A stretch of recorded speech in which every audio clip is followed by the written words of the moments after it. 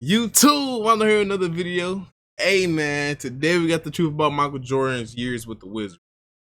Now I know y'all know by now, we probably all know the Wizards was his last team, and it was a little rocky, bro. I'm not gonna lie to y'all, it was a little rocky. So why not find out the truth and what really was going down when he was on the Wizards? But before we get into that, make sure y'all subscribe. We're on the road to 2,000 subscribers. Let's go get it. Like, comment. Without further ado, let's go. Michael Jordan. By literally any metric used to evaluate basketball, Jordan clears any other player in NBA history. But as we move further and further away from his actual playing days, fewer and fewer people seem to truly remember his career, while virtually any perceived flaw in his resume. But I ain't gonna lie though, he should have just stayed retired. It was no reason for him to come back, bro. He got 6. Look, with the Bulls though. I mean, not unless he really wanted to play, but if I was Jordan, I wouldn't even have retired the very first time, bro. I wouldn't even have retired. I would have just stayed, probably 1 or 2 more, and shit, went from there for real. Is substantially illuminated in a desperate and pathetic attempt to try to nullify his massive advantage against other players. Other players who have played significantly longer in more watered-down eras to stack hollow statistics. And one of the biggest alleged weak points, if you want to categorize it as such, of Jordan's career was how he played at nearly the age of 40. I'm a man! I'm 40! As if that is an overwhelming or significant aspect used to evaluate a player's legacy. And with the various memes and GIFs and garbage hot takes, it's garbage, percolating around various social media platforms from various Gen Z know-nothings. Comparing Jordan at the age of 38 to other players. I ain't gonna lie, they did say he was balling though. He was putting up a lot of shots, but he was scoring on the Wizards. It is time to dig into the context of just what Michael Jordan's first season with the Washington Wizards, his aged 38 season, actually looked like. The year was 2001-2002. Oh, they losing. The LA Lakers were dominating. Oh yeah, look at this. That duo is crazy duo. In the league, as they would go on ultimately to win their 3rd consecutive championship that summer behind Shaquille O'Neal and Kobe Bryant, who were both All-NBA first-team selections that season. Along with Bryant, various other elite perimeter players were ascending at that time. With Tracy McGrady joining Bryant on the first team that year, while Allen Iverson, who led the league in scoring that season, headlined the All-NBA's 2nd team. But in the middle of What? AI had All-NBA 2nd team, not 1st? Wait. I know they wouldn't hate no AI like that, bro.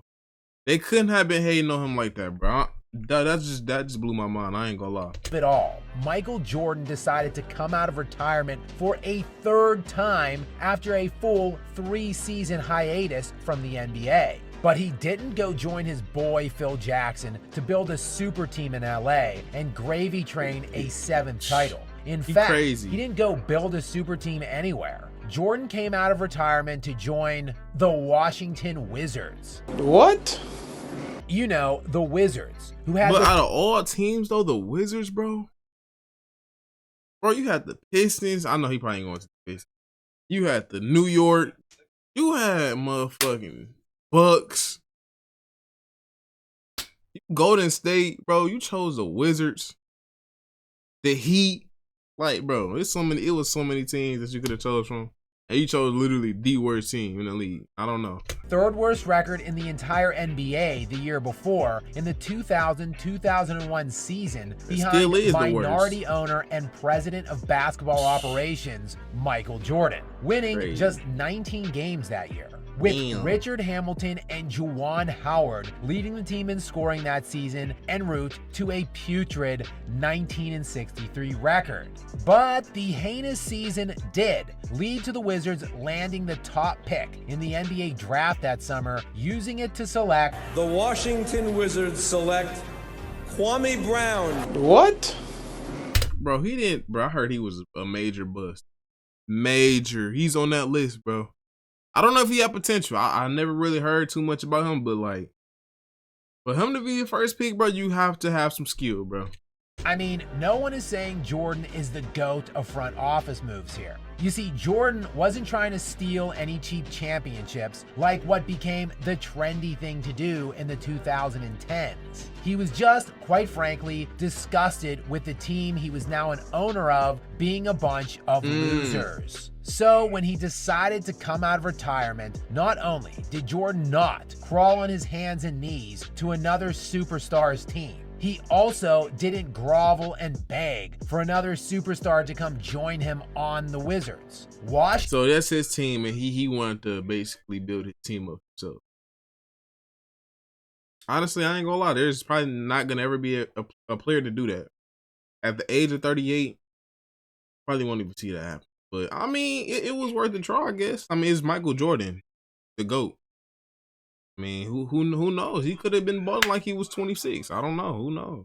Washington would make no other significant upgrades that offseason except adding the 38-year-old GOAT out of the owner's box after a 3-year layoff. Oh, and also they traded away their leading scorer from the year before, Juwan Howard. Jordan would sign a $1 million contract and donate the entirety of it to 9/11 relief efforts. See, it wasn't about It wasn't about the money. He owned the team, right? So he the one basically dispersing the money. The contract don't matter. Stacking any more championships, accumulating any hollow stats, and it wasn't about the money. It was about competition and teaching his assortment of young loser players how to compete and win. And when evaluating the Wizards' 37-45 year-end record that season, it looks like a pretty unspectacular season. And when viewing Jordan's stat line that year of 23 points per game, 6 rebounds, and 5 assists, I'm not gonna lie, that's not bad though for a 38-year-old. It's already kind of hard enough to get even 20 plus points per game for an average NBA player. I'm not gonna lie. So to even score 23 points per game, you were decent, bro. You were still. I would pay money to go see Jordan. I don't know about you, but this is all right for a 38-year-old Jordan, that bro. also doesn't look remarkable through the lens of the inflated scoring and stat stacking that happens in today's offensively incentivized era. But take a closer look. Jordan, unsurprisingly at his age, experienced significant issues with his knee throughout the season and ended up playing only 60 of a possible 82 games that year. But in the 60 games he played, the Wizards were 30-30. So a team that was only 19-63 the year before, that traded away their leading scorer, played 500 basketball for the 3 quarters of the year that Jordan actually played. Jordan, meanwhile, at the age of 38, led the Wizards in scoring, assists, and steals, while he was 3rd in rebounding on the team that season. And taking a closer look at the 22.9 points per game. But I'm not gonna lie though, if you're on the team with Jordan, you have to be on your game. It's like a must at this point, bro. Like, you're playing with Michael Jeffrey Jordan, bro. I don't expect nothing. I don't expect you to miss a 3. Cut, sit. And it's the owner of the team. So you telling me you playing trash, guess what? We might be on the court balling, but guess what? I'm doing behind closed doors. Oh yeah, it's time for you to go, buddy.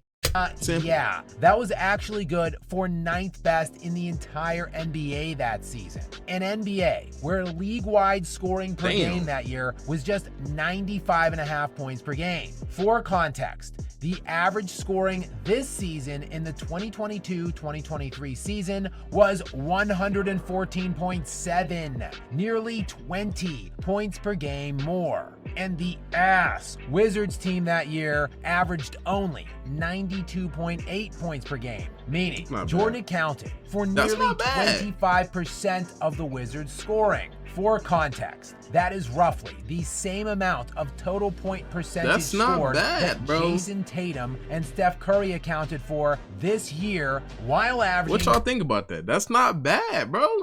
I'm gonna be honest. Because it is a lot of scoring now, but that's not bad, bro. 30 and 29 points per game. Damn. The duo was named to first and second team All-NBA. And while Jordan physically would regress even more the following season, he still became the oldest player in NBA history to average 20 points per game for an entire season. And he did it while playing in all 82 games. Yes, in his aged 39 season, where he turned 40 halfway through the year, Michael Jordan managed to log all 82 games for the 9th time in his career. And in 2 other seasons, he played in 80 and 81 games. Also in this season, where he turned 40 in February, while playing 82 games on one leg, he averaged 37 minutes per game. Load management be damned. And Jordan. They tell me Jordan with a beat up knee playing 82 games. Bro. He got it, bro. He's the GOAT. I'm just be honest with y'all, bro.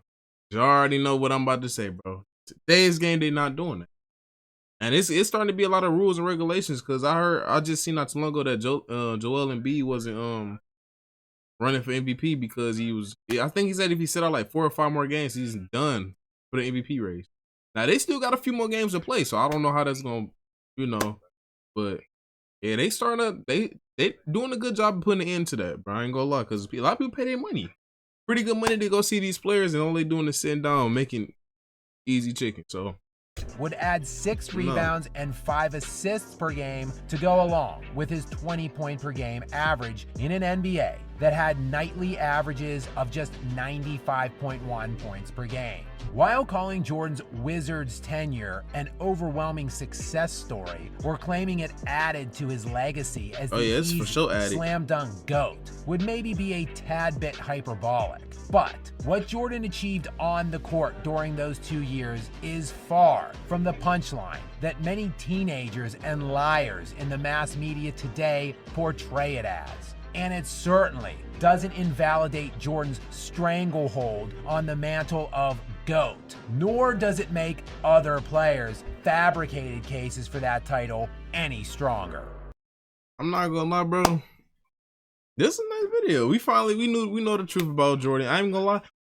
This dude added to his legacy, bro. His resume. I'm not gonna lie. Only because nobody will ever do it. I don't think. He was the owner of the team, got on his team, signed a contract for $1 million, knowing he worth way more than that. I'm just gonna keep it real. Knowing he worth way more than that. And he still bought out for him. Playing 60 games with first season. Then I think he said next season he played 82 games. That's amazing. That's amazing. I mean, the older he getting, the more he breaking down, bro. I mean, I've seen videos where he was limping and, his knee was pretty bad, but he still fought it through. Even though it was last year, he still fought it through and still averaged 20 plus per game. That's nice. But man, if y'all enjoyed it, give it a thumbs up. Subscribe if you're new. Comment what y'all want to see, man. We on to the next one.